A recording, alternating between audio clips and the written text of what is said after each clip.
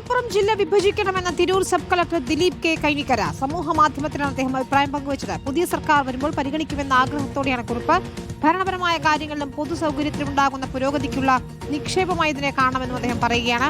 ജില്ലയുടെ വിഭജനത്തെക്കുറിച്ച് പലപ്പോഴും പ്രപ്പോസൽ അയച്ചിട്ടുണ്ടെന്ന് ദിലീപിന്റെ കുറിപ്പിൽ പറയുന്നു. സോണകൃഷ്ണയാണ് ചെയ്തത്. സോണ, നേരത്തെ തന്നെ ഇത്തരത്തിലൊരു ആവശ്യം ഉയർന്നു വരുന്നതാണ്. ഇപ്പോൾ ഇതിന്റെ സാങ്കേതികമായ കാര്യങ്ങളെല്ലാം അറിയാവുന്ന, അല്ലെങ്കിൽ ഇതിന്റെ ഭരണനിർവഹണത്തിന്റെ ബുദ്ധിമുട്ട് എത്രത്തോളം ഉണ്ടെന്ന് മനസ്സിലാക്കുന്ന ഒരു ഉദ്യോഗസ്ഥൻ തന്നെ പരസ്യമായി അത്തരമൊരു ആവശ്യം ഉന്നയിക്കുന്നു എന്നതാണ് ഇതിൽ പ്രധാനപ്പെട്ട കാര്യം. മാത്രമല്ല, സർക്കാർ മാറിയ നിലയ്ക്ക് ലീഗിന്റെ കൂടുതൽ മന്ത്രിമാരൊക്കെ വരുന്ന സ്ഥിതിക്ക് മലപ്പുറത്തിനൊരു പ്രാതിനിധ്യം വലുതായുള്ള സ്ഥിതിക്ക് ഇത്തരം കാര്യങ്ങൾ പരിഗണിക്കപ്പെടണമെന്ന് തന്നെയാണ് വിവിധ കോണുകളിൽ നിന്നുള്ള ആവശ്യം, അല്ലേ സോണ?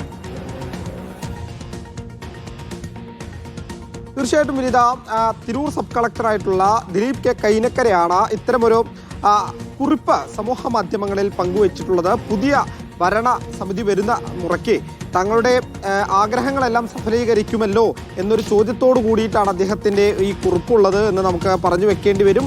2029 വരെ ഇനി തിരഞ്ഞെടുപ്പുകളില്ലാത്ത 3 വർഷമാണ് നമുക്ക് മുൻപിലുള്ളത്. അതുകൊണ്ട് തന്നെ ചില കാര്യങ്ങളിൽ പല കോണുകളിൽ നിന്നും എതിർപ്പ് വരാം എന്നുകൂടി അദ്ദേഹം മുൻകൂട്ടി പറഞ്ഞു വെക്കുന്നുണ്ട്. അതിനുശേഷം പറയുന്നത് മലപ്പുറം ജില്ല ഉൾപ്പെടെ വിഭജിക്കുന്ന കാര്യത്തിൽ ഒരു തീരുമാനമെടുക്കണം എന്നുള്ള കാര്യമാണ്.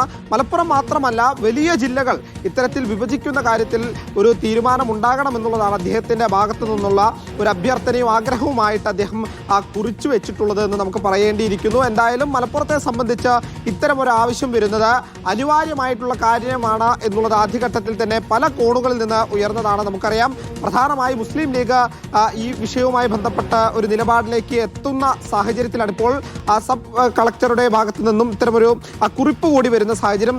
തൊട്ടു മുൻപ് നമുക്കറിയാം, സംസ്ഥയുടെ AP വിഭാഗവും IK വിഭാഗവും ഇതുമായി ബന്ധപ്പെട്ട ഒരു കൃത്യമായ വിവരണം തങ്ങളുടെ സമ്മേളനങ്ങളിൽ 100 സമ്മേളനങ്ങളിൽ അറിയിച്ചതാണ്. അതിന് പിന്നാലെ ഇത്തരത്തിൽ സബ് കളക്ടർ കൂടി വരുന്ന സാഹചര്യത്തിൽ അത് കൃത്യമായി നടപ്പിലാക്കും പോകുകയാണ് എന്നൊരു പ്രതീക്ഷ കൂടി ജനങ്ങൾക്കിടയിൽ ഉണ്ട്. ശരി സോണൽ, ഏതായാലും ഭരണനിർവഹണ സൗകര്യത്തിനൊക്കെയായി മലപ്പുറം ജില്ല വിഭജിക്കണമെന്നൊരാവശ്യമാണ് അദ്ദേഹം ഉയർത്തുന്നത്.